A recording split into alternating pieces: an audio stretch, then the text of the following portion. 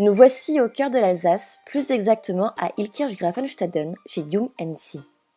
Léo Jung, son fondateur, travaillait d'abord dans le charbon avant de créer sa société de chaudronnerie en 1904. Une petite entreprise familiale qui accueille depuis l'année dernière sa 3e génération. Nous sommes allés à la rencontre de Patrick Stutz, l'un des 3 salariés de Jung & Cie. Après un brevet de maîtrise chaudronnerie, il entre rapidement dans le monde de la chaudronnerie-serrurerie en 1985. C'est l'originalité du métier et les possibilités infinies qui l'ont conduit à prendre cette voie.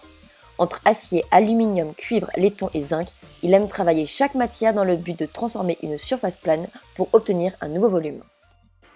Dans la plupart de ses réalisations, Patrick a besoin de tubes métalliques. Voilà, on part de barres comme ça, et on les coupe à l'angle qu'on veut. Tu as des carrés, des pleins, tu as des tubes, des ronds.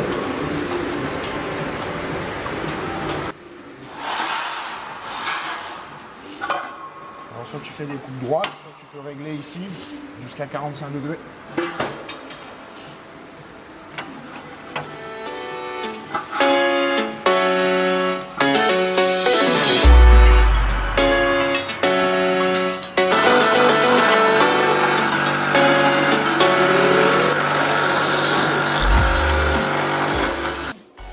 Maintenant, Patrick nous présente la cisaille, une machine qui lui permet de couper de la tôle. Ensuite, tu as une butée, donc tu peux couper à une certaine dimension. Donc là, j'ai mis 100 mm, donc 10 cm. Une fois les réglages prédéfinis, Patrick coupe. Des petits bouts métalliques en sortent, les chutes. Voici la poinçonneuse. Dans le temps, les artisans commerçants utilisaient la perceuse, mais cette machine révolutionnaire permet de faire des trous plus précis et plus rapidement.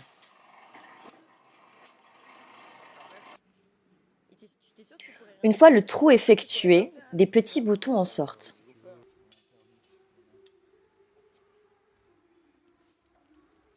Pour certaines commandes, il est nécessaire de courber les pièces. On utilise alors une cintreuse.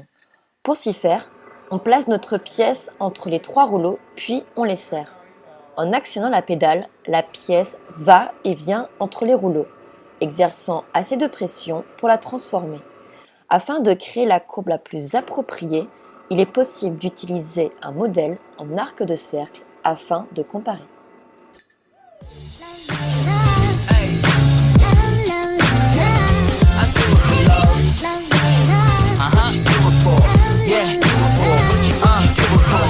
Do it for the love, yes I do. So you don't care about the money, well yes it's true. And I'm so blessed to be fulfilling my destiny. All material things can mean. Il est également possible d'utiliser la même machine, mais en taille réduite, pour les tôles plus fines et du coup plus fragiles.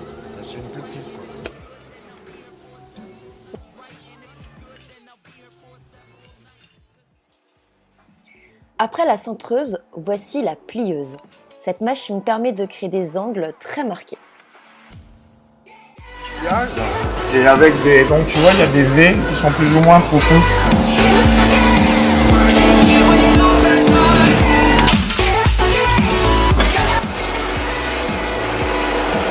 Tu choisis ta largeur et ta profondeur de V, parce qu'il faut une certaine pression pour arriver à plier la tôle. Si tu mets une tôle trop grosse là-dedans, tu n'arrives pas à la plier. C'est par rapport aux épaisseurs de tôle. Après, bon, on en a des beaucoup plus gros. Hein. Pour défier la tôle, on lui donne des vagues. Donc on rentre la tôle là.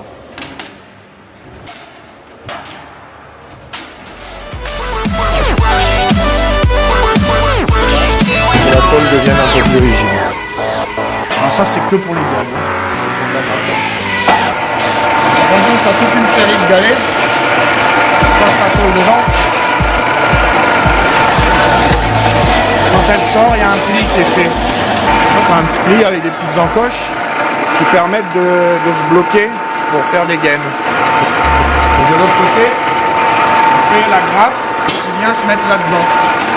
Et dans cette agrafe, on vient taper ça.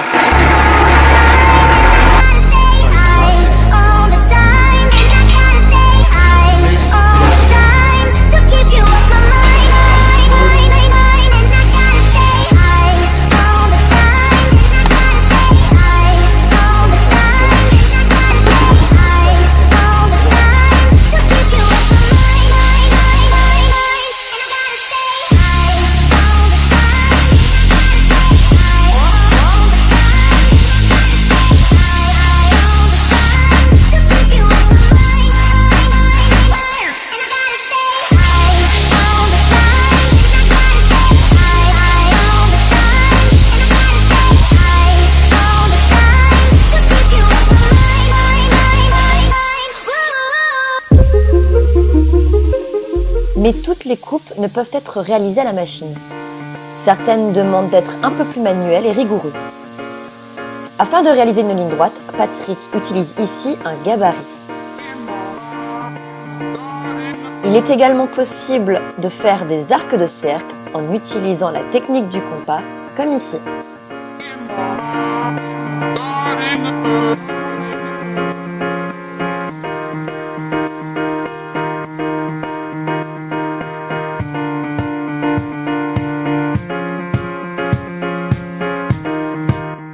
Évidemment, comme chaque profession, celle-ci a des inconvénients. Horaires matinaux, bruit incessant, poussière, ateliers non chauffés, contrebalancés par les chaleurs de l'été et le port de charges lourdes. Mais rien n'enlève à Patrick sa passion pour ce métier, qui lui permet chaque jour de réaliser des créations toujours plus insolites, qui n'ont pour limite que son imagination.